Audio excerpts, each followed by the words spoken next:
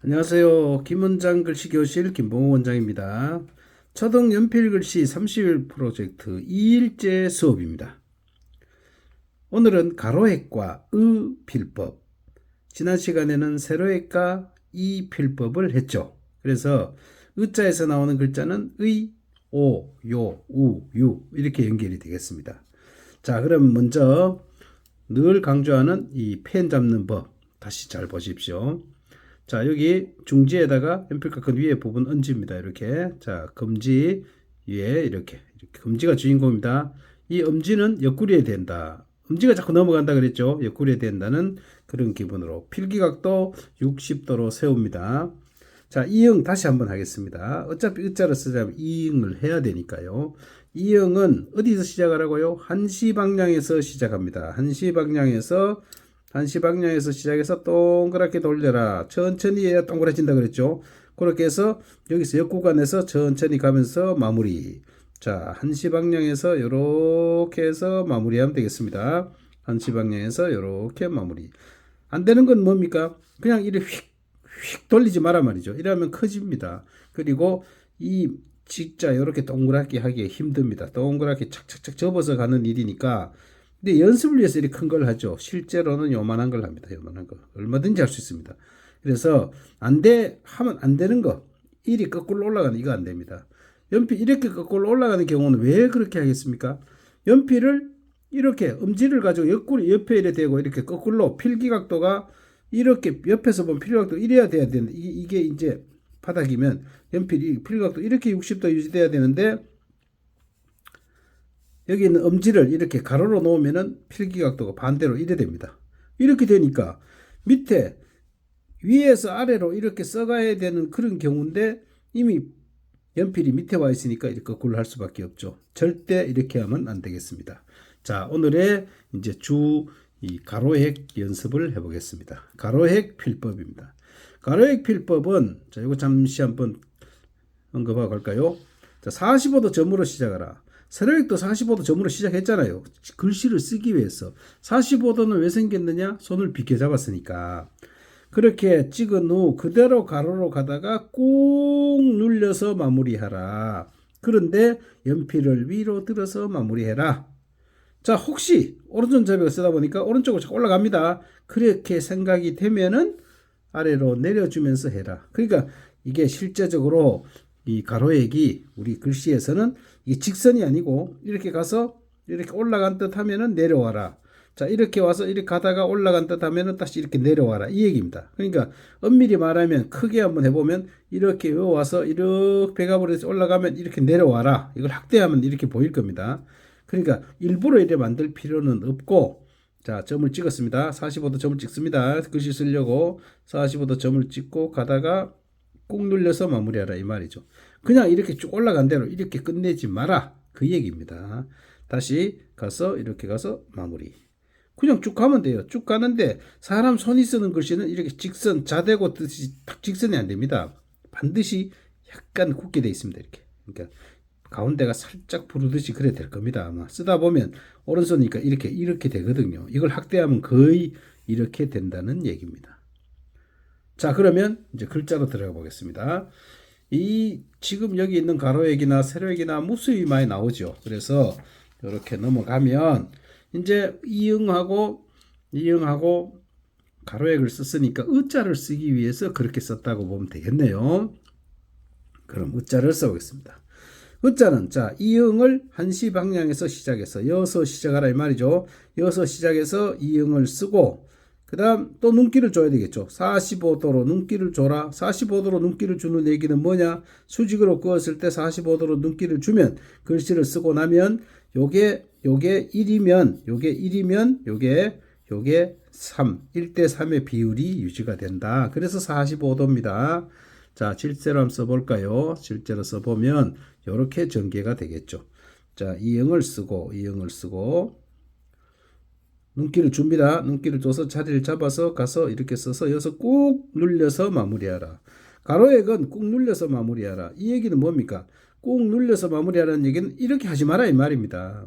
세로획은 이렇게 내려왔죠. 내려와서 이렇게 놔주는 게 좋습니다. 머리가 생기고 꼬리가 생깁니다. 근데 가로획은 이렇게 가서 끝이 꾹 눌려서 마무리해줘야 좋다 이 말이죠.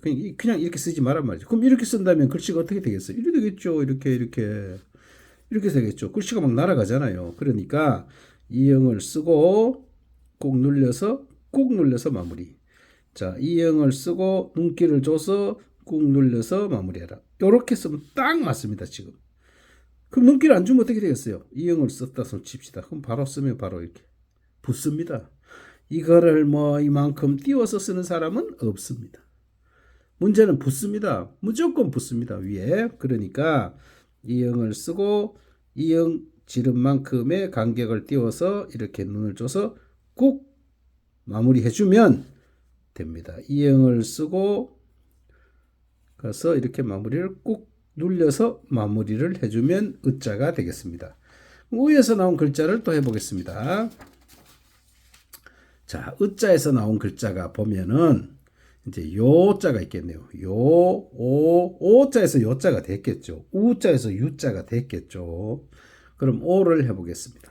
자, 오필법, 이응을 쓰고 연필심 굵기만큼 띄운 후에 이 얘기입니다. 자, 이응은 또 어떻게 해라? 한시 방향에서 이렇게 조금 크게 써보겠습니다. 보기 이게 화면상에 잘 보이겠어. 살짝 연필심 지나갈 만큼은 살짝 띄워서 지름만큼만 내립니다. 내리고 이미 이건 결정돼 있죠. 그럼 길이 때문에 이렇게 눈길을 줘가지고 자리를 잡아라 이 말입니다. 이렇게 꾹 눌려서 이형을 쓰고 살짝 띄워서 여기 와서 이만큼 와서 꾹 눌려서 마무리. 이형을 쓰고 제가 조금씩 작겠습니다. 일부러 이렇게도 이렇게 작았으면 이래 된다는 거 보여주기 위해서 크기 대중소 이렇게 썼잖아요. 그런데 이제 우리가 그냥 쓸 때는 일정하게 쓰는 게 좋습니다. 일정하게 딱 자리 잡아서 이게 한 글자지만은 문장이라 생각했을 때 똑같이 거의 비슷하게 써야 이게 보기가 문장에서 보기가 좋을 거 아닙니까? 이런 식으로 써라 이 말이죠. 그 다음 요자로 가겠습니다. 오자가 쉬울까요? 요자가 쉬울까요? 한글이 복잡한 게 더 쉽다 그랬죠. 자, 그걸 제가 증명해 보이겠습니다. 또 이응을 쓰고 이 세로액은 이응 크기만큼 내려오면 돼요. 이렇게 내놓고 또 아까 여기에서 저 위에서 이 45도 각도를 줬는데 어차피 1대3이라 그랬으니까 요거만큼 벌려서 그냥 가면 되겠죠. 왜? 여기서 간격을 주어줬잖아요. 여기.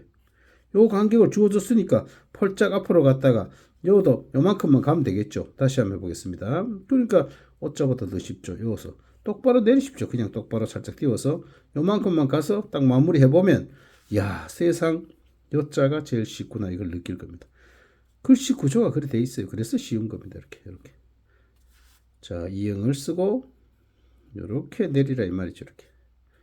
여기에서 여기까지 해서 꾹 눌려서 마무리 해주면 딱 맞는 요자가 되죠. 우자입니다. 우는 좀 신경 써야 됩니다. 안 그러면 맵시가 안 납니다.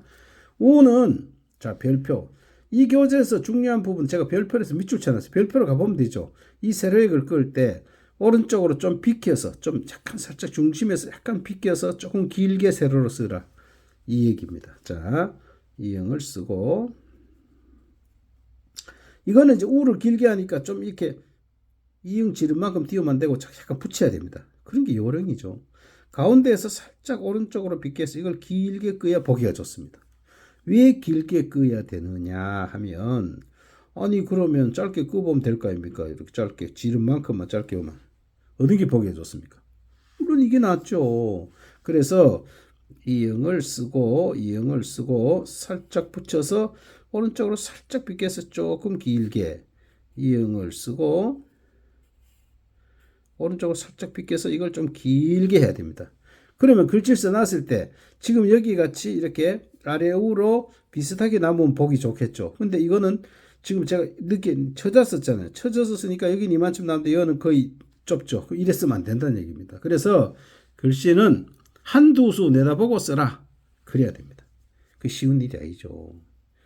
이렇게 쓰고 여기에서 요만큼만 해서 이렇게 이게 딱 맞죠. 자, 유 써보겠습니다.